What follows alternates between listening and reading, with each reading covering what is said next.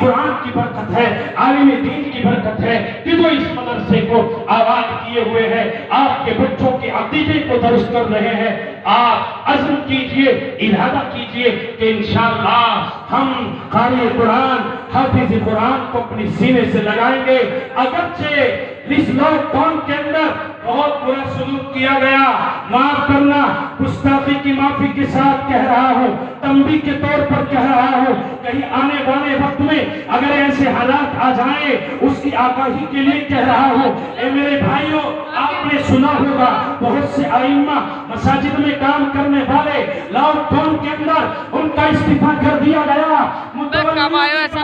5 آدمی نماز پڑھ رہے ہیں، امام کی کوئی ضرورت نہیں، استعفیٰ کر دیا جائے، مؤذن کی کوئی ضرورت نہیں، استعفیٰ کر دیا جائے، مدرس کی ضرورت نہیں، استعفیٰ کر دیا جائے۔ نہ معلوم کتنے حافظ قرآن، قاری قرآن بے رحمی کا شکار ہوئے۔ اور ایک سہارنپور کا واقعہ ہے جس کے 7-8 بچے تھے مسجد کے اندر، 7-8 سال سے امامت کر رہے تھے، لوگوں نے بھیج دیا۔ اگر محلے کا بجٹ نہیں تھا، محلہ نہیں دے سکتا تھا، 3000 دے دیتا، 4000 دے دیتا، کم سے کم کے بچوں کی کفالت ہوتی رہتی۔ ایک حافظ قرآن مسجد کی امامت کر رہے، 7 سال ہو گئے، روانہ ہو کر دیا، لاک ڈاؤن کے اندر بھیج دیا، آپ کی ضرورت نہیں، وہاں کے ساتھ امام صاحب بیچارے چلے گئے۔ لیکن میرے بھائیوں، یہ دردی داستان ہے، یہ دکھ والی داستان ہے، یہ رونے والی داستان ہے۔ وہ حافظ قرآن جو 7 سال سے مسلمانوں کی خدمت کر رہا تھا، نمازیوں کی خدمت کر رہا تھا، آج اس کا استعفیٰ کر دیا گیا۔ اور استعفیٰ کرنے کے بعد جب اس کو اپنے بچوں کا رونا، اپنے بچوں کا تڑپنا، اپنے بچوں کی آہ و بکا کرنا وہ حافظ قرآن برداشت نہیں کر سکا، تو اس نے یہ فیصلہ کیا، میں اپنے بچوں کو اپنے سامنے تڑپتا ہوا، اپنے بچوں کو اس طرح بلبلاتا ہوا نہیں دیکھنا چاہتا ہوں۔ آخرکار اس حافظ قرآن نے، اس امام نے فیصلہ کیا مجھے خودکشی کرنی ہے، الغرض اس نے خودکشی کر لی، دنیا سے پردہ فرما گیا، دنیا سے چلا گیا۔ میڈیا والے اس کے گھر پر پہنچ جاتے ہیں، تحقیق کرتے ہیں، معلوم کرتے ہیں کہ خودکشی کیوں کی گئی ہے۔ میرے بھائیوں، آپ نے سنا ہوگا اخبارات کی زینت یہ واقعہ بنا ہے، اخبارات کے اندر یہ واقعہ آیا ہے، اور آپ نے بھی سنا ہوگا آخرکار وہ حافظ قرآن جن کے مقتدیوں نے ان کا استعفیٰ کر دیا تھا، بیچارے حافظ قرآن نے دنیا سے ہاتھ دھو لیا۔ اس کو یہ پسند نہیں تھا کہ میں بچوں کے رونے اور اپنی بیوی کے تڑپنے کو دیکھ سکوں، اور وہ اس چیز کو بھی گوارا اس وقت میں نہیں کر پایا کہ کسی کی مزدوری کرو، بھٹے پر جاؤ، اینٹ کی نکاسی کرو یا کوئی دوسرے کام کرو، اور معاف کیجئے مجھے کہنے دیجئے، خدا کی قسم بہت سے حافظ قرآن میں نے اپنی آنکھوں سے دیکھے ہیں کہ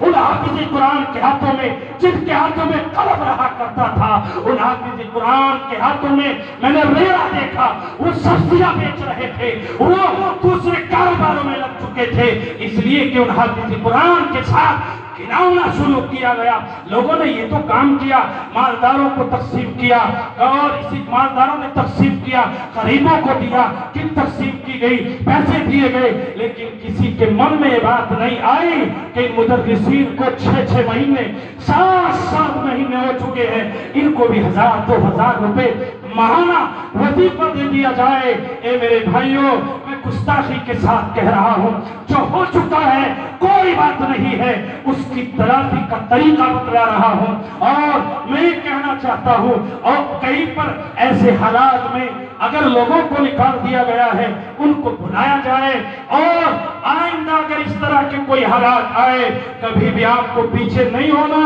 ان سے کہہ دینا، امام صاحب سے، مدرس سے کہہ دینا، اگر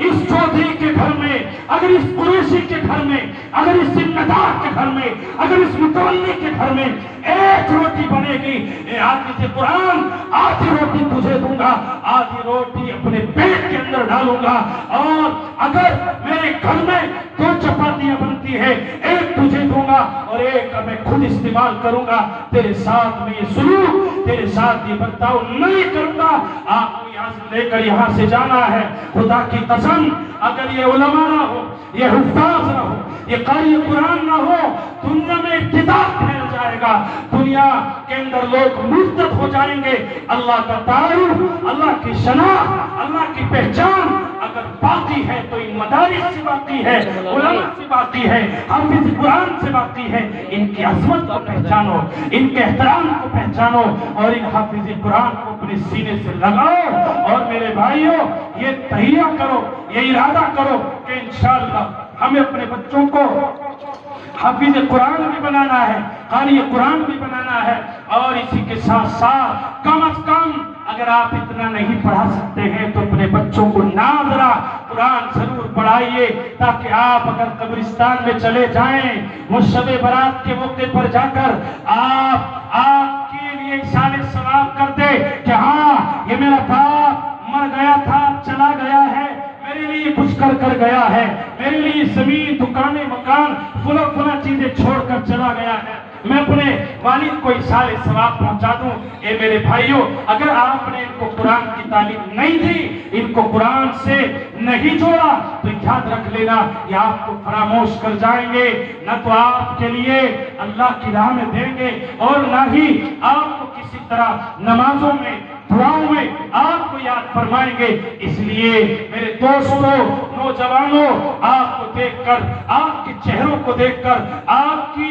समाज को देखकर मैं बड़ा रश कर रहा हूं कि आप कितनी तवज्जो के साथ बातों को सुन रहे हैं। वाकई ये फरीदनगर की सरजमीन वो है कि जहां पर अल्लाह ताला ने दीन से मोहब्बत करने वाले, दीन के आशिक पैदा किए हैं। कि ये रात का वक्त हो चुका है, तकरीबन 2 बजने वाले हैं, लेकिन आप किस मोहब्बत से, किस ताल्लुक से सुन रहे हैं। अल्लाह रब्बुल इज्जत आपके सुनने को कबूल फरमाए। और जो इस मदरसे ने आपको हाफिज़ कुरान दिए हैं, अल्लाह रब्बुल इज्जत पढ़ाने वाले, इन पर खर्च करने वाले,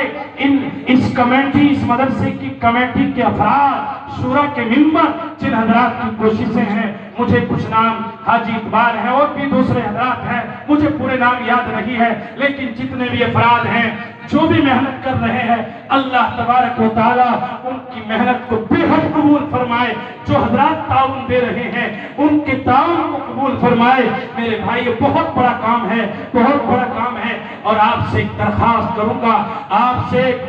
करूंगा, ये फरीदनगर एक कस्बा है, जिसको मेरी बात अच्छी लगे वो कबूल कर सकता है और जिसको मेरी बात बुरी लगे मुझे वापस कर सकता है। मेरे भाइयों, इलेक्शन का मौका होता है, हमारे बहुत से नौजवान, बहुत से